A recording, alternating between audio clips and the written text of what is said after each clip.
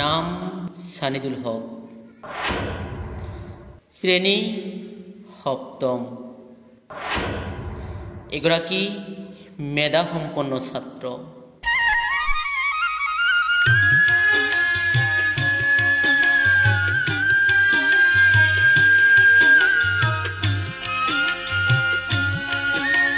যিটো সময়ত ল'ৰা ছোৱালীয়ে খেল ধেমালিৰ সৈতে জীৱন অতিবাহিত কৰে, তেনে সময়তে সানিদুল হকে মৃত্যুৰ লগত যুঁজিব লগা হৈছে।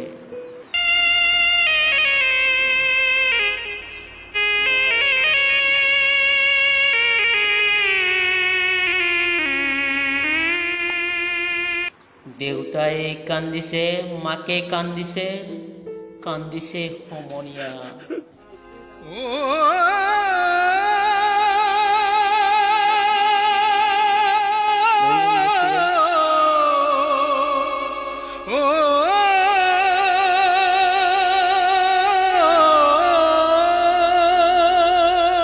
এয়াই নেকি জীৱন।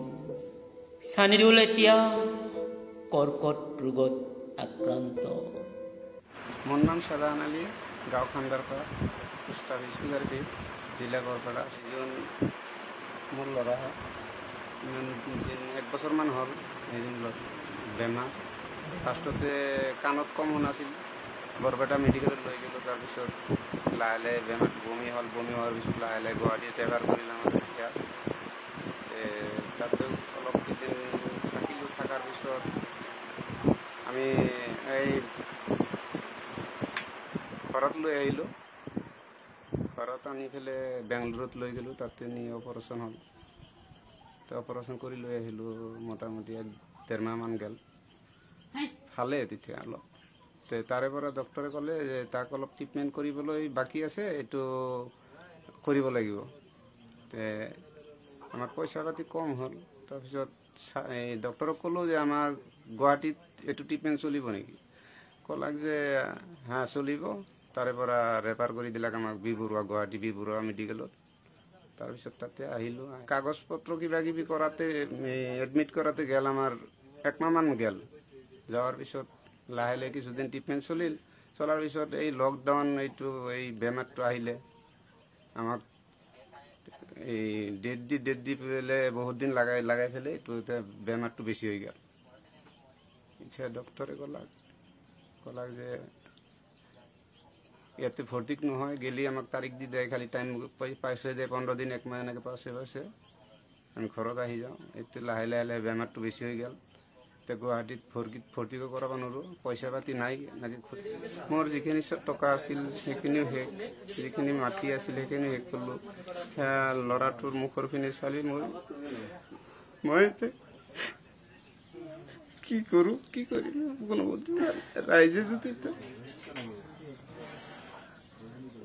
ৰাইজে যদি মোক অলপ সহায় কৰে, ল'ৰাটো বচাব পাৰিম। মই আর বুদ্ধি বানাইতে কি করব? এটা রাইজে যদি আমাকে সহায় করে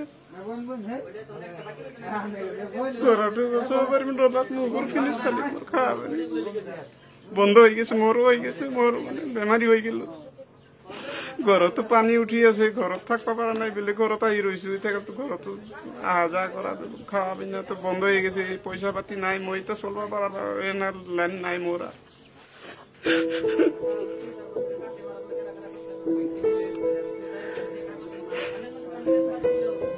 আজমল হুজুরে যদি আমাকে অলপ সেই সহায় করিলে হয়, আমি আমার ল'ৰাটো ভালদৰে চিকিৎসা কৰিব পাৰিলো হয়। আমি শুনিছো যে আজমল হুজুৰে বোলে বহুত সহায় কৰে। আমি মানুহৰ আগত শুনিছো। মোৰ ল'ৰাজনী 7ত পঢ়ে। ল'ৰাজনী আজি 1 বছৰ হ'ল ঘৰত পৰি আছে। পইচাৰ ট্ৰিটমেণ্ট ভালকে কৰিব পৰা নাই।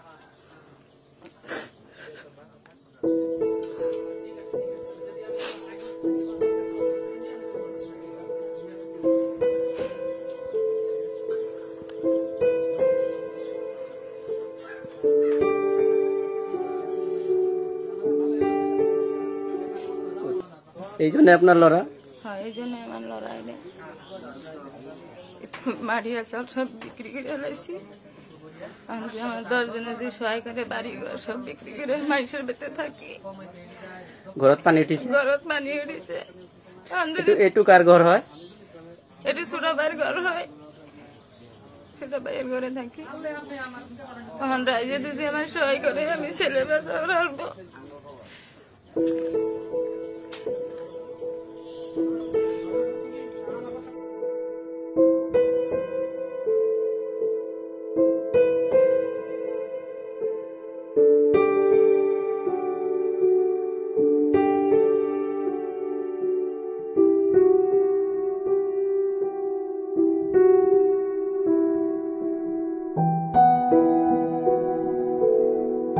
ছানিদুল হকৰ চিকিৎসা প্ৰদান কৰোঁতে আপুনি হয়তো এই বিষয়ে অৱগত আছে, তো এই সম্পৰ্কে আপুনি অকণমান কৈ দিয়ক। হয়, মই জানো। আচলতে পৰিয়ালটো আচলতে বৰ দুখীয়া পৰিয়াল।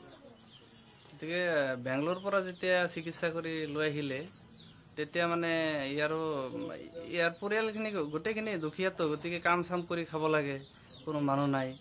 তো মই আগবাঢ়ি আহিলোঁ। ইয়াত ছানিদুল হকৰ শিক্ষকগৰাকী আছে, তো তেখেতৰ পৰা দুই এষাৰ জানিব বিচাৰিছোঁ। এই ভিতৰুৱা অঞ্চলত এই ফুল কুমলীয়া ল'ৰা এজনৰ যি ব্লাড কেঞ্চাৰ প্ৰমাণিত হৈছে, ছানিদুল হক ল'ৰাজন মোৰ ছাত্ৰ হয়। তেখেতে প্ৰাক শ্ৰেণীত পোনপ্ৰথমে মোৰ স্কুলত নামভৰ্তি কৰিছিল। তেখেত শিক্ষা দীক্ষাত যথেষ্ট চোকা ল'ৰা আছিল। অসুখ হৈছে। মাজে মাজে শ্বাহজাহান ভাই, ছানিদুল হকৰ দেউতাকৰ নাম শ্বাহজাহান ভাই, তেখেতে মোৰ লগত কথা পাতি থাকে। এনেকুৱা এটা বেমাৰ হৈছে পোনপ্ৰথমে গম পোৱা নাছিল। যেতিয়া গম পালে যে তেখেতৰ ব্লাড কেঞ্চাৰ হৈছে, মোৰ লগত কৈ কিনে যিটো আৱেগ কৰে, ময়ো অৱগত পৰিয়ালটোৰ বিষয়ে। মানে একোৱে নাই, কামলা কৰাৰ বাহিৰে তেখেতৰ বাকী ইনকাম কৰাৰ কোনো চ'ৰ্চ নাই। যাৰ কাৰণে মই এই মিডিয়াৰ জৰিয়তে এই ল'ৰাজনৰ যাতে আকৌ আৰোগ্য লাভ কৰিব পাৰে, সদাশয় ৰাইজ তথা চৰকাৰক মই এই মিডিয়াৰ জৰিয়তে আহ্বান জনাইছোঁ, অনুৰোধ জনাইছোঁ, এই ল'ৰাজনক যাতে সুস্থ কৰি তুলিব পাৰে। নহ'লে শ্বাহজাহান ভাইৰ যিটো অৱস্থা, এই অৱস্থাৰে তেখেতে কেতিয়াও এই ল'ৰাজনক চিকিৎসা কৰিব নোৱাৰিব। এটা কথা আছে যে কোনোবাই যদি বিপদত পৰে, তেন্তে আমি তেখেতক আৰ্থিক দিশত যিমান পাৰোঁ সহায় কৰিব লাগে। আৰু যদি সেইখিনি নোৱাৰোঁ, তেনেহ'লে তেখেতক আমি হাতে কামেৰে সৈতেও সহায় কৰিব লাগে।